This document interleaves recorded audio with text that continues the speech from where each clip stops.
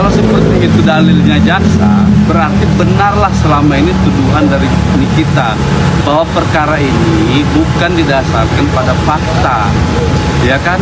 Berarti apa yang didalilkan oleh Nikita dalam nota pembelaan yang terdahulu, termasuk kami juga, adalah benar bahwa tuntutan yang disampaikan kepada Nikita itu bukan tuntutan yang sesuai dengan fakta-fakta persidangan. Ada 11 tahun ya ada masalah, itu kan tuntutan ya kan, tuntutan dari jaksa berhak menuntut bersedia. Yang penting udah selesai nih, jaksa nggak ada nuntut-nuntut lagi ya kan, nanti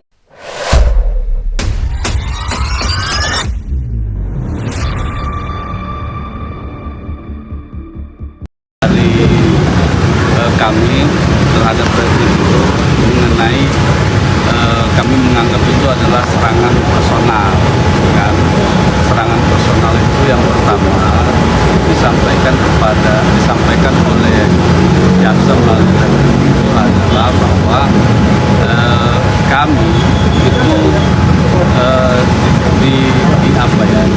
disuruh belajar lagi lah kira-kira. Ya.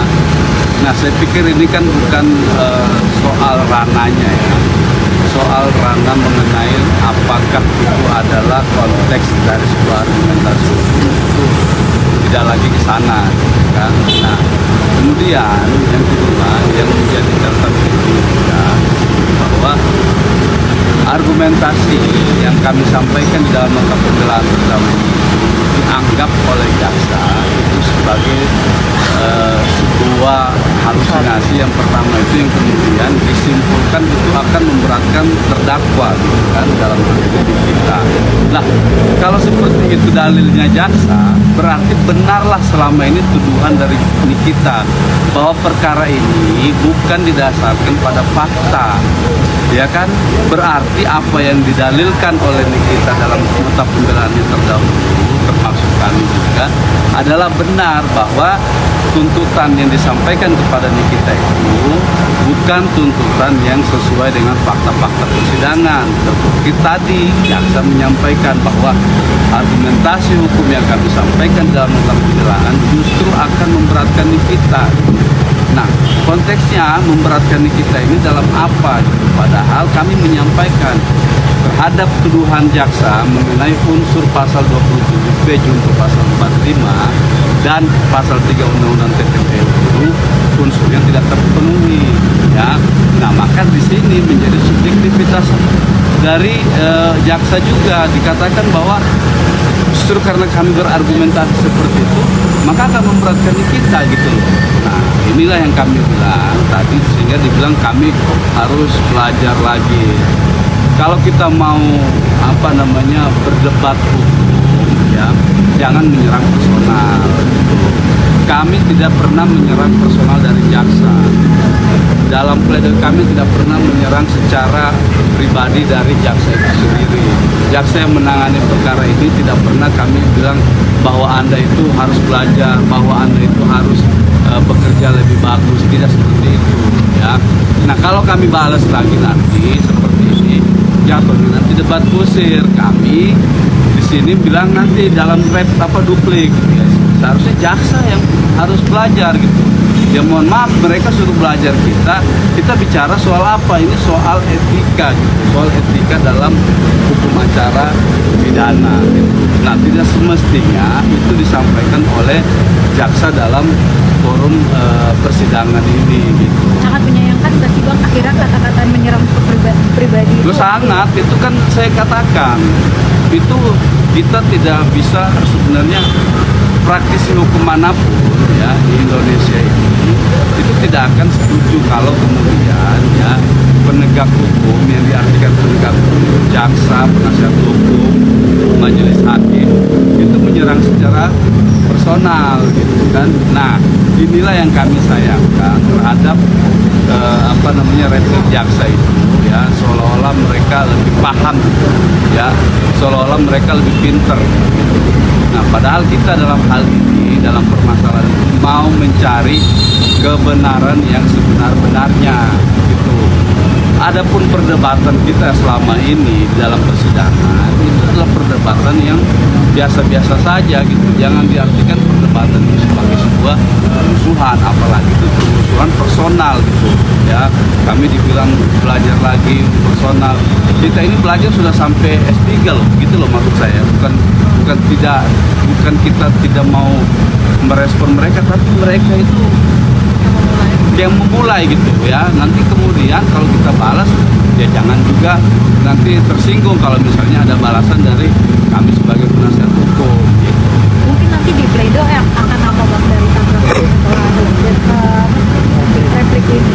Ya nanti kan setelah dari sini kan kita dikasih kesempatan untuk mengajukan duplik di hari Kamis tanggal 23 ini kita diberi kesempatan untuk mengajukan duplik ya. Nanti dalam duplik itu kita tanggapin lagi gitu kan, ada beberapa hal seperti tadi misalnya soal foto, kata versi jaksa foto itu katanya sebagai alat ancaman. Dia tetap pada pembelaannya sebagai alat ancaman. Foto belum diproses sama satu dua bukti nota pembelian.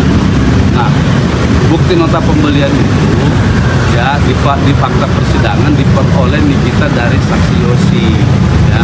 Nah kalau itu dibilang sebagai alat ancaman yang sudah diburamkan, berarti yang memburamkan itu siapa, harus dicari tahu dulu.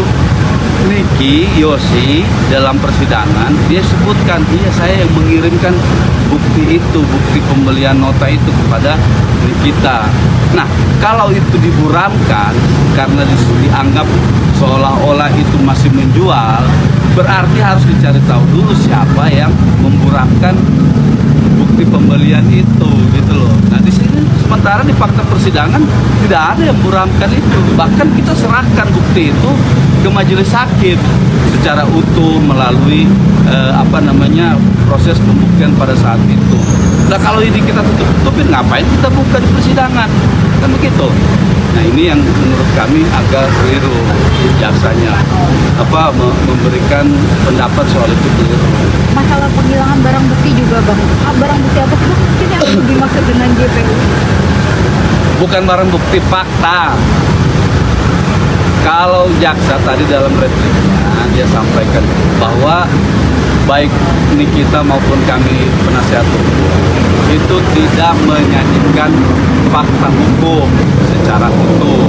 Kami balik juga, mereka menyajikan nggak fakta hukum secara utuh, kan begitu. Ini kan boleh namanya juga argumentasi gitu loh. Karena semua ini kita ungkapkan di persidangan. Misalnya saya ambil contoh tadi, dibilang bahwa kami tidak mengambil secara utuh atau mengambil fakta persidangan secara parsial, sepotong-sepotong kan.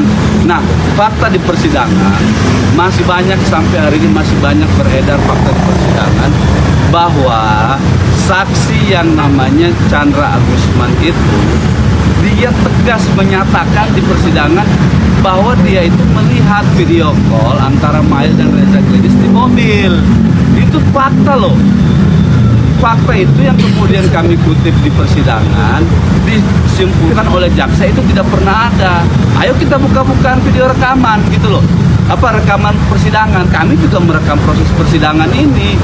Maka kami bilang saksi Chandra Agusman itu di persidangan dia bilang, saya melihat Reza Gledis video call sama Mail. Nah ternyata fakta di persidangan video call itu ada di rumah, bukan di mobil. Itu loh yang pernah mau diputar tapi nggak jadi kan, inget kan? Nah itu fakta itu tidak sinkron dengan keterangannya saksi gitu loh. Nah maka waktu itu saya bilang sama Pak Hakim, saya keberatan. Ini yang benar mana faktanya? Apakah di mobil atau di rumah? Kan masih ingat teman-teman itu. Hakimnya bilang silakan kalian simpulkan sendiri gitu loh. Nah maka kalau dibilang kami tidak sesuai fakta, bagaimana dengan mereka yang tidak menguraikan fakta yang sebenarnya? Itu dua orang yang ngomong, saksi Sylvia Novitasari, saya masih ingat, saksi Agusman Chandra, saya masih ingat. Mereka berdua ada di mobil bersama-sama dengan Reza Gledis. Tapi versi berikutnya Reza Gledis bilang bukan di mobil tapi di rumah. Itu sama keterangannya dengan suaminya atau bayi ini. Nah, sekarang fakta mana yang kita mau pakai gitu loh. Ya, kalau kita mau pakai fakta dalam mobil, berarti ini tidak benar yang di rumah. Kalau kita mau pakai fakta yang di dalam rumah, berarti mobil tidak benar. Kan gitu saya bilang. Makanya dalam kesimpulan pledoi kami, tuntutan jaksa itu bertentangan dengan fakta. Begitu. Oke, Bang, terakhir Bang, satu lagi. Kemarin kan sempat bilang akan menyurati presiden nih. Apa Bang? Jadi Bang menyurati presiden. Insya Allah jadi. Besok insya Allah kita akan melakukan meminta perlindungan hukum ya pada presiden termasuk kepada kejaksaan ya. Mudah-mudahan besok tidak ada halangan. Besok kami akan berkirim surat ke presiden. Apa aja Bang poin-poin isi suratnya? Ya intinya dalam surat itu kita minta bahwa perlindungan hukum terhadap kita atas proses hukum yang dialami dia ini gitu kan, terdapat beberapa kejanggalan-kejanggalan. Nah, kami meminta kepada Bapak Presiden ya, kepada Jaksa Agung untuk memperhatikan persoalan ini gitu kan, jangan sampai kemudian persoalan ini menjadi presiden buruk bagi penegakan hukum kita. Itu sebenarnya harapan kita, supaya perkara ini diperhatikan, supaya masalah ini tidak berlarut-larut. Dalam arti berlarut-larut itu adalah terkait dengan adanya proses-proses hukum yang menurut di kita itu tidak menjadi relevan gitu kan. Nah, seperti tadi juga diambil lagi kasus yang tahun berapa dikupas di sini di dalam pledoi gitu kan. Itu kan persoalan lain, ngapain sih dibawa-bawa ke dalam urusan ini gitu loh. Update laporan dikirim KPK gimana? Kali itu bisa. Kalau laporan KPK kan kemarin kata dari KPK itu nanti menunggu waktu 1 bulan. Ini kita itu sudah 2 minggu lebih. Ya berarti kurang lebih 2 minggu lagi lah. Nanti mungkin 2 minggu ke depan ini kita akan mendapat update terbaru dari KPK. Harapannya sih ada yang positif gitu ya dari laporan atau pengaduan yang pernah dilayangkan oleh kita. Mudah-mudahan pada saat nanti 2 minggu ke depan tidak ada hambatan. Kalau misalnya kami belum mendapat tanggapan, ya kami yang akan mendatangi KPK. Kemudian kelanjutan dengan pengawasan, pemerintahan pengawasan kepada kejaksaan dan hakim ada juga Apa aja itu? ada permintaan dari tim kita untuk pengawasan terhadap jaksa dan Oh iya ada. update juga. Kalau itu nggak bisa karena kan ini berkaitan sesuatu yang tidak bisa disampaikan karena kami sudah sudah memberitahukan supaya terhadap persoalan ini mohon dapat pengawalan dan sebagainya kan. Nah kemudian dapat tanggapan, nah soal itu kita tidak tahu lagi, jadi biarkan orang yang kami sampaikan tempat yang kami sampaikan ini melakukan tugasnya gitu. Tapi masih dalam pengawasan ya? Masih semua masih dalam pengawasan. Semua ini kita lakukan dalam rangka mengawal proses penegakan hukum. Tidak lain lari itu, kita cuma membutuhkan supaya persoalan ini tegak lurus, tetap on the track. Oke.